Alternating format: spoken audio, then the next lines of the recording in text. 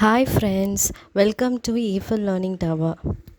So இன்றைக்கி நம்ம பார்க்க போகிற லெசன் வந்துட்டு என்னென்னா ஒன்ஸ் அப்பான் அ டைம். இது வந்து ஒரு போம். இது கிளாஸ் 11 யூனிட் 1ல் இருக்குது. ஸோ இந்த போம் வந்து எழுதுனது வந்து கேப்ரியல் ஒக்காரா. இந்த போமில் வந்துட்டு நம்ம ரொம்ப ரிலேட் பண்ணி பார்க்குறது யார் அப்படின்னா, இது வந்து சில்ட்ரனை குறித்து இருக்குது. ஒரு சன்னுக்கும் ஒரு ஃபாதருக்கும் உள்ள ரிலேஷன்ஷிப்பு. அதில் வந்துட்டு ஒரு தகப்பன் வந்துட்டு என்ன செய்கிறாங்க அப்படின்னா, தன்னோட மகனுக்கு ஒரு லெட்டர் வந்து எழுதுகிறாங்க. ஒரு ஃபுல்லாக ஒரு போம் மாதிரி எழுதுகிறாங்க. ஸோ அவர் வந்துட்டு ஏதோ அவருடைய பையன்கிட்ட வந்து அவர் சொல்லணும். ஸோ அதை வந்து இதில் எழுதுகிறாரு. என்னென்னா அவருடைய காலத்தில் அவர் எப்படி இருந்தார் அப்படின்னு சொல்கிறார். அதை தான் நம்ம ஒன்ஸ் அப்பான் அ டைம் அப்படின்னு சொல்லிட்டு ஒரு போமோட டாப்பிக்கை அவர் வந்துட்டு கொண்டு வந்திருக்காரு. இதில் வந்து என்ன அப்படின்னா, அவர் வந்து இமிட்டேட் பண்ணுற மாதிரி சொல்கிறாரு. ஒரு சைல்டோடைய இம்பார்ட்டண்ட் லைஃப் ஸ்கில்லையும் வேல்யூவையும் அப்சர்வ் பண்ணி அதை இமிட்டேட் பண்ணி ஒரு வளர்ச்சியில் எப்படின்னா அவங்களுடைய பேரண்ட்ஸும் டீச்சர்ஸ் அந்த சரௌண்டிங்கோடைய பார்த்து கற்றுக்கிற விஷயங்களை வந்துட்டு அவர் வந்து சொல்கிறாரு. என்ன சொல்கிறாரு அப்படின்னா, இதில் வந்துட்டு நம்மளுக்கு 7 ஸ்டான்ஸாஸ் இருக்குது. இந்த 7 ஸ்டான்ஸாஸ்லேயும் நம்மளுக்கு ரொம்ப ஒரு புதுசாக ஒரு விஷயங்களை வந்து நம்ம வந்து பார்த்துக்கலாம். ஸோ இவர் என்ன சொல்ல வர்றாரு அப்படின்னா, இவர் தன்னுடைய மகன்கிட்ட எல்லா விஷயத்தையும் அவர் வந்து சொல்கிறாரு. ஃபஸ்ட்டு என்ன சொல்கிறாரு அப்படின்னா, once upon a time son. அப்புறம் ஒரு காலத்தில் வந்துட்டு நான் எப்படி இருந்தேன் அப்படின்னா, நாங்கள் வந்து மனசார நாங்கள் வந்து சிரிப்போம். நாங்கள் வந்து எங்களோட சிரிப்பு வந்துட்டு அந்த கண்ணிலே தெரியும் அப்படின்னு சொல்லிட்டு சொல்கிறாரு. ஸோ அந்த சிரிப்பு கண்ணிலே தெரியும். நாங்கள் வந்து சிரிக்கும்போது எங்களுடைய மொத்த பல்லும் என்ன செய்யும், வெளியே தெரியும். ஆனால் இப்போ வந்து பார்த்தோம் அப்படின்னா ஒரு மறைமுகமான ஒரு சந்தோஷம் தான் தெரியுது. ஒரு ஐஸ் பிளாக் கோல்டு ஐஸ் அப்படின்னு சொல்கிறாரு.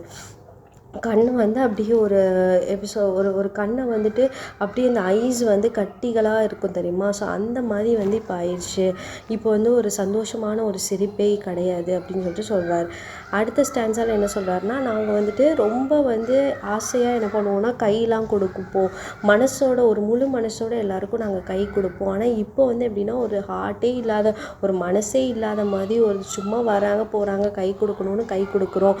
ஸோ இது வந்துட்டு ஒரு எம்டி பாக்கெட்ஸ் மாதிரி, ஏதோ பணமே இல்லாத ஒரு பைக்குள்ளே கையை விட்டு சும்மா நின்று காட்டுற மாதிரி அப்படின்னு சொல்லிட்டு அவர் சொல்கிறாரு. ஸோ தேர்ட் ஸ்டான்ஸால் என்ன சொல்கிறாருன்னா, மறுபடியும் அவர் வந்து சொல்கிறாரு, நான் வந்து வீட்டில் இருக்கிற மாதிரி ஐ ஃபீல் அப்படின்னு சொல்கிறாரு. வீட்டில் வந்துட்டு ஒன்ஸ் ஆர் ட்வைஸ் வந்துட்டு என்ன பண்ணுவோம் அப்படின்னா, வீட்டுக்கு போகணும், அந்த மாதிரி ஒரு ஃபீல் வந்து எனக்கு வந்துகிட்டே இருக்கும். ஆனால் வந்துட்டு வீட்டுக்கு வந்து போனால் இப்போ எப்படி இருக்குது அப்படின்னா, வீட்டுக்கு போகவே பிடிக்க மாட்டேங்குது. முன்னாடி வந்து வேலைக்கு போகும்போதெல்லாம் எனக்கு வீட்டுக்கு போகணுன்னு ஆசையாக இருக்கும். ஆனால் இப்போ வந்து எப்படி இருந்தால் வீட்டுக்கு போகவே பிடிக்கல. வீட்டில் எல்லா டோரும் வந்து ஷட் பண்ணிட்டாங்க, நான் உள்ளே வராத அளவுக்கு. ஸோ அந்த மாதிரி அவர் இந்த ஸ்டான்ஸால் சொல்கிறாரு. அதுக்கு அடுத்த ஸ்டான்ஸால் அவர் என்ன சொல்கிறாருன்னா, நிறைய விஷயங்கள் நான் கற்றுக்கிட்ட மகனே. நான் வந்து என்ன செய்கிறேன் அப்படின்னா, நிறைய ஃபேஸஸ் வந்துட்டு நான் வந்து நிறைய ஃபேஸஸை வந்துட்டு வியர் பண்ணுற நிலைமை எனக்கு வந்துட்டு, லைக் ட்ரெஸ்ஸஸாக இருக்கட்டும், இல்லைனா வீட்டில் ஒரு முகம், வெளியில் ஒரு முகம், ஆஃபீஸில் ஒன்று, ஸ்ட்ரீட்டில் ஒன்று, ஹோஸில் ஒன்று. ஸோ இந்த மாதிரி ஒவ்வொரு இடத்துலையும் ஒவ்வொரு முகத்தை நான் காட்ட வேண்டியதாக இருக்குது. இப்போ வந்து என்னுடைய ஸ்மைல் எப்படி இருக்குன்னா, ஒரு போர்ட்ரேட் ஸ்மைல், ஒரு ஃபிக்ஸ்டு, ஒருத்தங்களை பார்த்தா அப்படி தான் சிரிக்கணும் அப்படின்ட்டு ஒரு போர்ட்ரேட் ஸ்மைல் ஆயிடுச்சு எனக்கு அப்படின்னு சொல்லிட்டு அவர் சொல்கிறாரு. அடுத்த ஸ்டான்ஸால் என்ன சொல்கிறாருன்னா, ஆனால் இன்னொன்று நான் வந்துட்டு கற்றுக்கிட்ட விஷயம் வந்து என்ன அப்படின்னா, என்னோடய ஓன் டீத்தால் தான் நான் என்ன செய்யணும்னா சிரிக்கணும். என்னோட வந்துட்டு மனசே இல்லாமல் தான் நான் கை கொடுக்கணும். அதே மாதிரி நான் வந்துட்டு ஒரு குட் பை சொல்கிறதுக்கும் அப்படி தான். எல்லாமே சும்மா ஒரு கிளாட் டு மீட் யூ அப்படின்னு சும்மா சொல்கிறதுக்கு. ஸோ ஒருத்தங்கிட்ட போய் பேசும்போது நைஸ் டாக்கிங் டு யூ அப்படின்னு சொல்லிட்டு சும்மா சொல்கிறதுக்கு. இந்த மாதிரி தான் என்னோடய லைஃப்பை வந்து நான் என்ன செஞ்சுக்கிட்டேன் அப்படின்னா மாற்றிக்கிட்டேன். அதனால் நீ வந்து என்ன பண்ணுன்னா, அதுக்கு அடுத்த ஸ்டான்ஸால் கொடுக்குறாரு, நீ என்ன பண்ண, என்னை நம்பு, நான் வந்து அப்படி இருக்க விரும்பலை.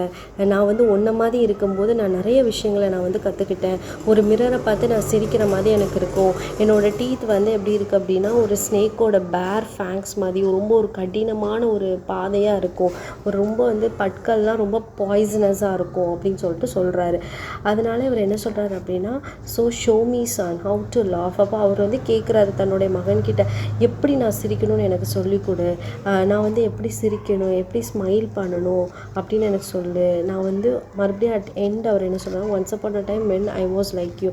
நான் ஒரு நாள் வந்துட்டு நான் முன்னாடி உன்னை மாதிரி நான் இருக்கும்போது நான் எப்படி இருந்தேன் அப்படின்னு சொல்லிட்டு மறுபடியும் ரீகால் பண்ணுறாரு. ஸோ இதுதான் நம்மளோட போம். அந்த காலத்தில் வந்துட்டு நான் சின்ன பிள்ளையாக இருக்கும்போது நான் ரொம்ப சந்தோஷமாக முழு மனசோட ஸ்மைல் பண்ணுவேன், முழு மனசோட ஒரு ஹேண்ட் ஷேக் கொடுப்பேன், முழு மனசோட நான் சிரிப்பேன். ஆனால் இந்த காலத்தில் வந்துட்டு நம்மளோட டிஃப்ரெண்ட் டைப்ஸ் ஆஃப் ஃபேஸஸை வந்து நம்ம காட்ட வேண்டியதாக இருக்குது. ஒரு இடத்துல இப்படி, இன்னொரு இடத்துல இப்படி, அப்படி காட்ட வேண்டியதாக இருக்குது. ஸோ இது வந்து எனக்கு பிடிக்கவே இல்லை. நான் வந்து பழைய காலத்தில் இருந்த மாதிரி நான் இருக்கணும்னு நான் ஆசைப்பட்றேன், அதை எனக்கு நீ கற்றுக்கொடு அப்படின்னு சொல்லிட்டு இந்த ஆத்தர் வந்து என்ன பண்ணுறாரு அப்படின்னா தன்னுடைய மகன்கிட்ட சொல்கிறாரு. இந்த போமில் நம்மளுடைய ஸ்பீக்கர் யார் அப்படின்னா கேப்ரியல் ஒகாரா. அண்ட் இதை வந்துட்டு லிசனர் வந்து யாருன்னா நம்ம தான் லிசனர் சொல்லுவோம். ஓகேவா?